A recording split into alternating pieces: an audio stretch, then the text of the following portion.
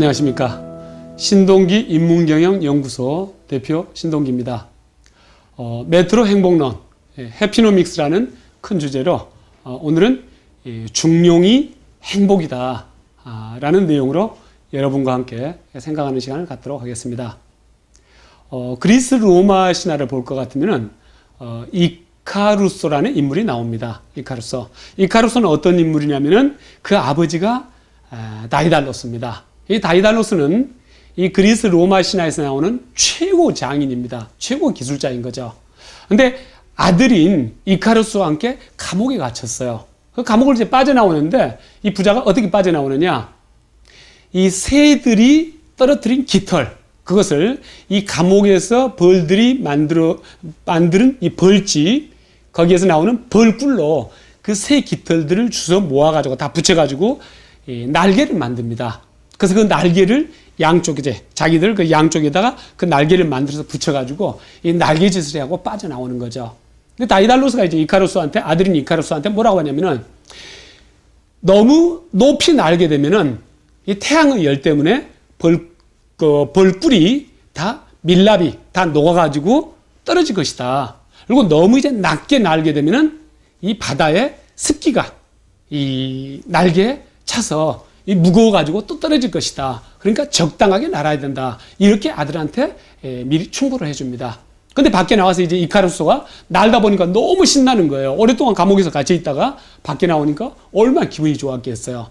그래서 너무 높이 날다가 태양열에 의해서 밀랍이 다 녹아가지고 떨어져서 죽습니다.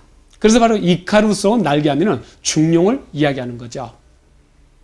중용이 힘들다는 이야기죠.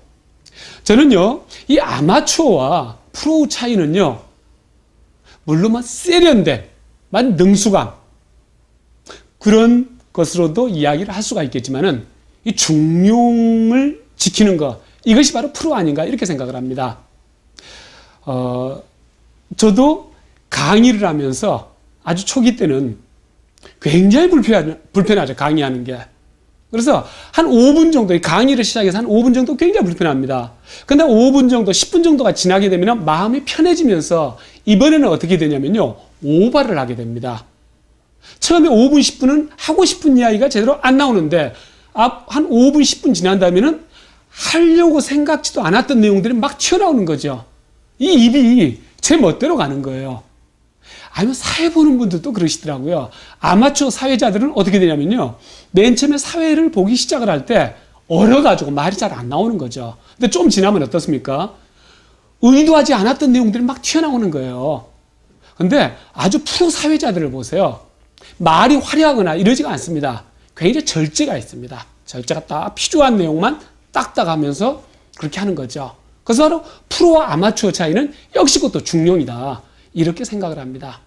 그래서 아리스토텔레스는요, 완전태라는 것은 뭐냐면은 이 세상에 존재하는 모든 것들은 그러니까 이 세상에 존재하기 시작했을 때부터 존재 이유가 있다는 이야기죠. 그래서 그 존재 이유를 완전히 드러내는 것, 발현시킨 상태, 그걸 완전태라고 합니다. 예를 들면 도토리는 뭡니까? 참나무가 되는 거죠. 그러면서 자기 씨앗을 퍼뜨려가지고 또 도토리를 만들어가지고 많은 이 참나무를 만들어내는 거죠. 그러면 인간은 완전태, 엔텔레키, 완전태는 뭐냐? 그건 행복한 삶이라는 이야기죠. 그래서 그 행복한 삶이 구체적으로 뭐냐? 아리스토텔레스는 중용이라고 했습니다. 그래서 사람이 마음 굳세기, 마음이 얼마나 이제 단단하게 해야 되느냐. 너무 약하면 사람들은 비겁해진다는 이야기죠. 근데 그건 너무 지나치면 어떻습니까? 만용으로 한다는 이야기죠. 만용. 중간이 뭡니까? 용기라는 이야기죠. 용기. 그게 중용이라는 이야기죠. 또는 자기 관리를 하는 데 있어서 너무 금욕적이다. 그것도 문제가 있다는 이야기죠. 자기를 내치고 사회를 건강하지 않게 한다는 이야기죠. 또 너무 지나치면 어떻습니까?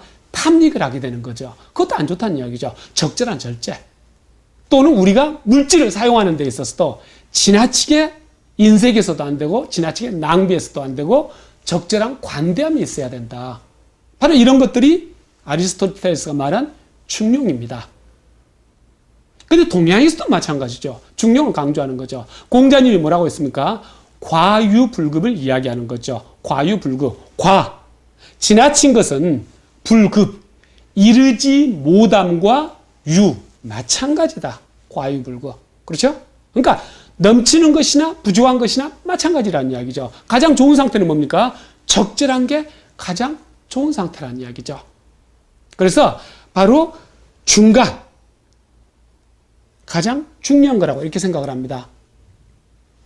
그래서 춘추 전국시대 때, 이 춘추시대 때 공자님으로부터 시작한 육아가 등장을 합니다. 그 다음에 상대적으로, 상대편에 등장한 게 뭡니까? 도가인 거죠. 양주, 노자, 장자 이렇게 해서. 그 다음 나중에 이 육아로부터 나온 게 뭐가 나오냐면은 법가가 나옵니다. 법가가. 오늘까지도 육아는 동양의 정통으로 이렇게 인정을 받습니다. 저는 그것 역시 중용의 정신을 지켰기 때문에 그렇다고 생각을 합니다. 법가는 뭡니까? 개인은 없고 사회만 있는 거죠. 개인 입장은 무시되는 거죠. 도가는 뭡니까? 사회에 대해서는 안중에도 없어요. 국가는 안중에도 없어요. 어떻게 되든 말든 나 개인의 안락만, 안일만 추구하는 거죠. 무위, 자연력. 그렇죠? 근데 육아는 뭡니까? 개인의 발전과 사회의 발전을 같이 추구를 합니다. 그래서 대학에서는 경물, 치지, 성의, 정심, 수신, 재가, 치국, 평천하란 말이 나옵니다. 그걸 한마디로 줄이면 뭐라고 하냐면은 수기치인이라고 합니다. 수기는 뭡니까? 나를 갈고 닦고, 치인은 그 다음에 사회, 다른 사람들을 다스린다. 다른 사람들한테 영향을 준다는 이야기죠. 그래서 그러한 것을 다른 말로는 입덕, 나의 덕을 쌓고, 그 다음에 입공, 사회에 기여를 한다. 또는 그것을 내성외왕지도라고 하는 거죠. 내성, 안으로는 성인의 덕을 쌓고, 외왕, 바깥으로는 왕의 위협을 이룬다. 그래서 개인의 향상과 사회의 발전을 같이 도모하는 것. 굉장히 균형이 있죠. 그래서 법가와 도가의 중간에서 굉장히 균형과 중용을 찾는 게 바로 육아라고 생각을 합니다. 그래서 사회의 행복, 개인의 행복 역시 중용의 정신이 굉장히 중요하다고 생각을 합니다. 다음 시간에